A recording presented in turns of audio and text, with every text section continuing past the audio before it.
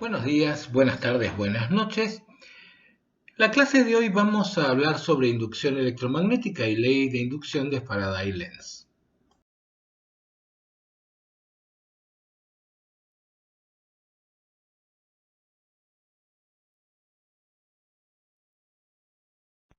Todos sabemos que para hacer funcionar nuestros aparatos electrónicos necesitamos de electricidad.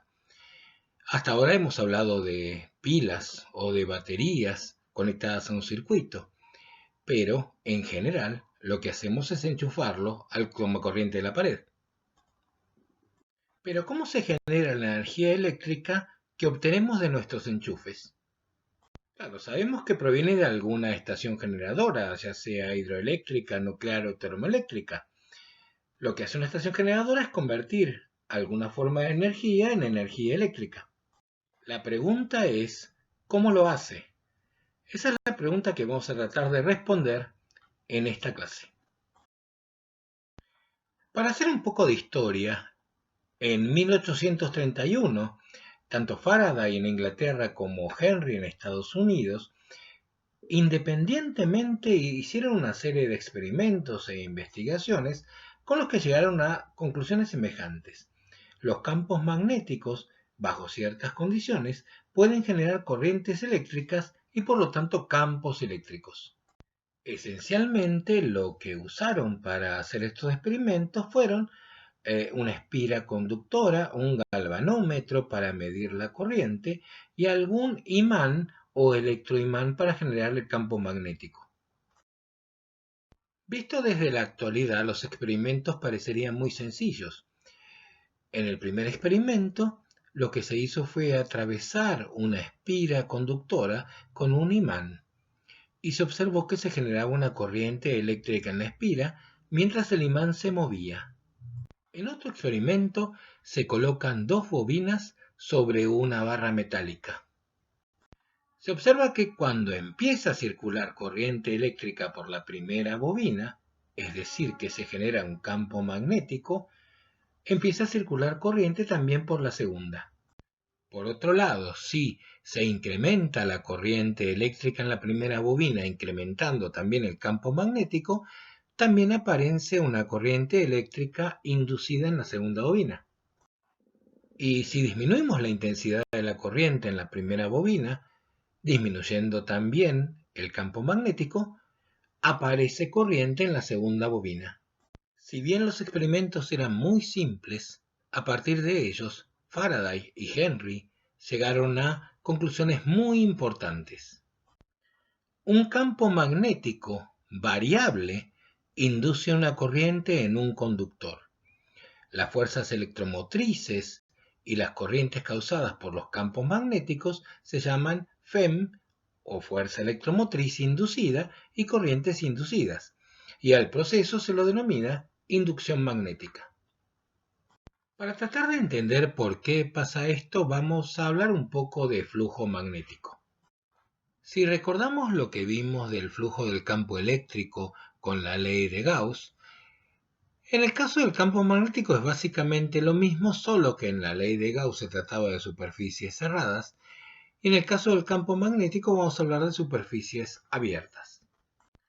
El flujo de campo magnético, por supuesto, va a ser la integral sobre la superficie del producto escalar del campo magnético por el diferencial vector de superficie. O, recordando lo que es el producto escalar, va a ser la integral del módulo del campo magnético por el módulo del diferencial de superficie por el coseno del ángulo entre los dos. Ahora bien, el campo magnético es proporcional al número de líneas de campo que atraviesa una superficie por unidad de área. Entonces, el flujo del campo magnético está relacionado con el número total de líneas de campo que atraviesan la superficie. La unidad de flujo magnético en el sistema internacional se denomina Weber y equivale a un Tesla por metro cuadrado. También van a ver que se utiliza como unidad de campo magnético el Weber sobre metro cuadrado, que es lo mismo que Tesla.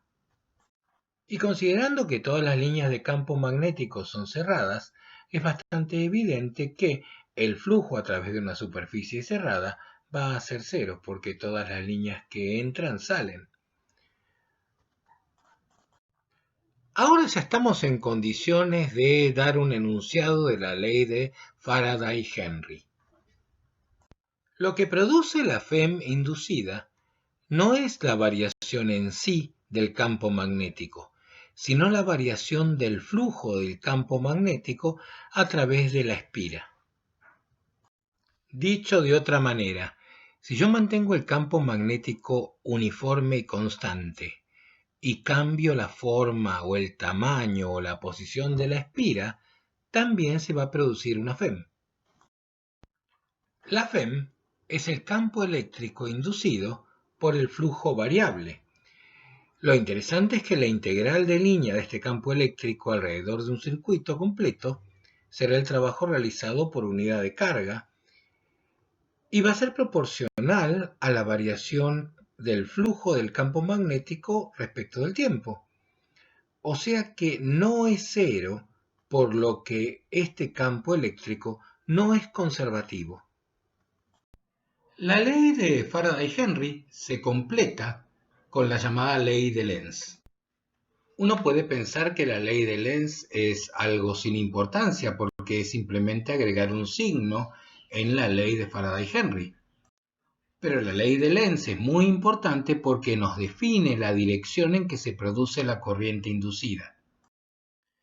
La FEM y la corriente inducida en un circuito poseen una dirección y sentido tal que tienden a oponerse a la variación del flujo magnético que las produce. Esto hay que tenerlo muy claro. No estamos diciendo que la corriente inducida genere un campo magnético que se oponga al campo magnético externo. Lo que estamos diciendo es, supongamos que el campo externo apunta hacia la derecha y por algún motivo aumenta aumentando el flujo. La corriente inducida será tal que el campo magnético producido por ella apuntará hacia la izquierda, tendiendo a disminuir el flujo. Pero por otro lado, si el campo magnético externo apunta a la derecha y va disminuyendo el flujo, el campo magnético producido por la corriente inducida apuntará también hacia la derecha, tratando de mantener el flujo constante. La corriente inducida se debe al movimiento relativo entre el imán y la espira, y la FEM que se induce es contraria a la causa que la provoca. Esta es una applet que podrán encontrar en el link que está debajo. Como pueden ver, tenemos un imán que podemos mover del modo que queramos, podemos cambiar la polaridad y observar o no las líneas de campo. Además, disponemos de una espira, tenemos un voltímetro para observar la FEM que se produce al cambiar el flujo del campo magnético y una lamparita que nos mostrará qué tan intensa es la corriente que circula. Fíjense que si movemos el imán en distintas direcciones, no vemos que haya una gran variación del voltaje. Lo más dramático ocurre cuando hacemos pasar el imán a través de la espira. Noten que cuando el imán comienza a atravesar la espira es cuando se produce la máxima intensidad de FEM y de corriente, cuando entra y cuando sale, porque a medida que la atraviesa no hay variación del flujo del campo magnético. Así que bueno, si pueden encontrar esta applet, jueguen un poco y diviértanse. Vamos a hablar ahora de la llamada fuerza electromotriz de movimiento. Supongamos que una varilla conductora se desliza a lo largo de dos conductores que están unidos a una resistencia, formando un circuito. Y supongamos que todo este circuito esté inmerso en un campo magnético uniforme. Si la varilla se mueve con una cierta velocidad v, el área encerrada por el circuito va a cambiar, cambiando también el flujo del campo magnético. Si el campo magnético es perpendicular al área, o sea, paralelo al diferencial de superficie, el flujo va a ser simplemente el campo magnético multiplicado por el área. Y la derivada del flujo respecto del tiempo va a ser igual al campo magnético por la longitud de la barra por la velocidad con la que ésta se mueve. Y como la FEM es igual a menos la derivada del flujo respecto del tiempo, el módulo de la FEM inducida será el campo magnético por la longitud de la barra por la velocidad. Vamos a decir que una FEM de movimiento es una FEM inducida por el movimiento relativo entre un campo magnético y un segmento de corriente. Ahora bien, si circula una corriente por la varilla, el campo magnético va a ejercer una fuerza sobre ella. Y si recuerdan la regla de la mano derecha, es fácil ver que esa fuerza se va a oponer al movimiento. Entonces, si impulsamos la varilla con una cierta velocidad inicial hacia la derecha y la dejamos en libertad, la fuerza magnética que va a aparecer sobre la varilla va a ir frenándola hasta que la detenga.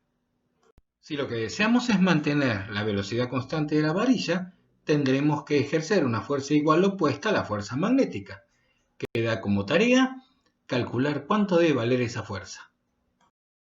¿Solo se producirá FEM de movimiento cuando tenemos un circuito cerrado? En realidad no.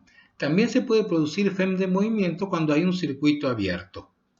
Supongamos que tenemos una barra que se mueve inmersa en un campo magnético uniforme. Supongamos que la barra se mueve hacia la derecha con una cierta velocidad v y el campo magnético es entrante a la pantalla. En ese caso, las cargas positivas que tiene la barra van a sufrir una fuerza magnética hacia arriba y las cargas negativas una fuerza magnética hacia abajo. Esta fuerza magnética va a producir entonces un desplazamiento de las cargas positivas hacia arriba y de las cargas negativas hacia abajo, produciendo una neta separación de cargas. Esta separación de cargas va a producir un campo eléctrico que va a apuntar hacia abajo, oponiéndose a la fuerza del campo magnético. ¿Hasta cuándo se van a seguir acumulando cargas? Se van a seguir acumulando cargas hasta que la fuerza eléctrica iguale a la fuerza magnética. Y eso va a ocurrir cuando el campo eléctrico sea igual a la velocidad con la que se desplaza la barra por el campo magnético. Entonces la diferencia de potencial a través de la barra será el campo eléctrico por la longitud de la barra o campo magnético por longitud de la barra por la velocidad, que también será la magnitud de la FEM inducida. Sabemos que el flujo del campo magnético a través de una espira puede cambiar moviendo el imán, por ejemplo, variando la magnitud del campo magnético. Pero también puede ocurrir que la espira rote dentro del campo magnético. Supongamos que una espira rota dentro de un campo magnético uniforme con una velocidad angular omega. En ese caso, el flujo del campo magnético a través de la superficie encerrada por la espira, que es igual al producto escalar entre el vector campo magnético y el vector superficie, va a ser igual al valor del campo magnético por la superficie, supongamos una espira cuadrada, por el coseno de omega por t.